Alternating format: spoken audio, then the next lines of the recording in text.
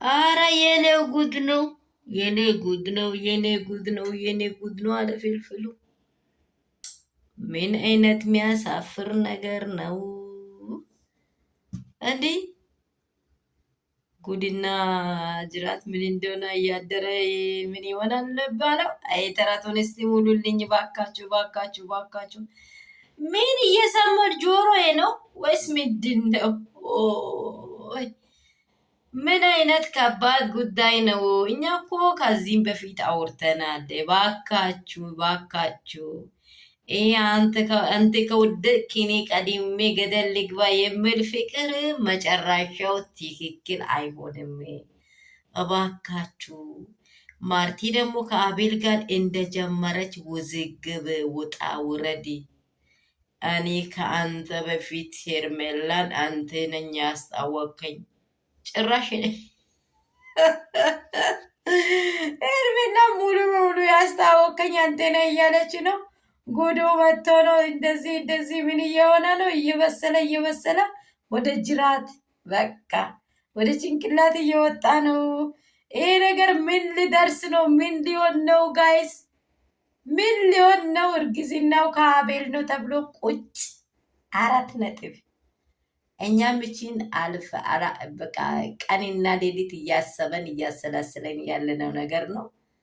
አብርሽ እኮ እናንተ አብርሽ እኮ ምን ሊበላችሁ? ይሄን ስም መጥራት እኔ አልፈልግም። በቃ ይቅርብኝ፣ እሱን አልጠራም።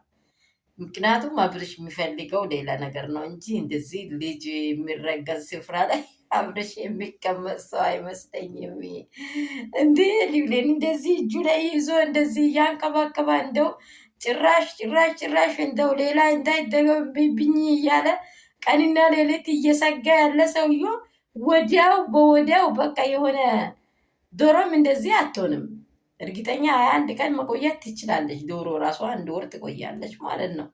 ገብቷችኋል? ጫጩት ሊወጣ እንቁላሉ 21 ቀን መቆየት ግዴታ አለበት። የሰው ልጅ ቀርቶ ማለት ነው።